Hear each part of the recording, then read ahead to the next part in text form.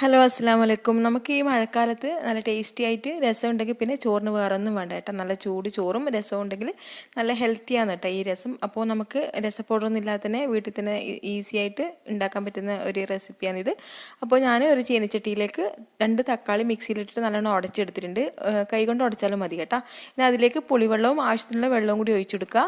എന്നിട്ട് മഞ്ഞൾപ്പൊടി, മല്ലിപ്പൊടി, ഒരു നുള്ളു മുളക് പൊടി, പിന്നെ ആവശ്യത്തിനുള്ള ഉപ്പ്, ഒരു 1/2 ടീസ്പൂൺ വരെ കായപ്പൊടി, പിന്നെ നമുക്ക് ഇതിലേക്ക് വേണ്ടത് ചെറിയ ജീരകം പൊടിച്ചത്, അതുപോലെ തന്നെ ഉലുവ പൊടിച്ചതും കൂടി ചേർത്ത് കൊടുക്കാം.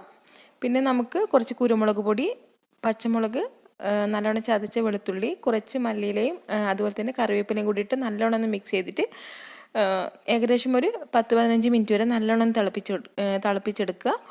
എന്നിട്ട് നമുക്ക് കടുക് പൊട്ടിച്ചതിന് ശേഷം ചെറിയ ജീരകവും വറ്റൽമുളകും കറിവേപ്പിലയും കൂടി ഇട്ടിട്ട് നല്ലോണം ഒന്ന് താളിച്ചു കൊടുത്താൽ നല്ല ടേസ്റ്റി ആയിട്ടുള്ള രസം ഇവിടെ റെഡി ആയിട്ടുണ്ട്. അപ്പോൾ നിങ്ങളെല്ലാവരും ഈ ഒരു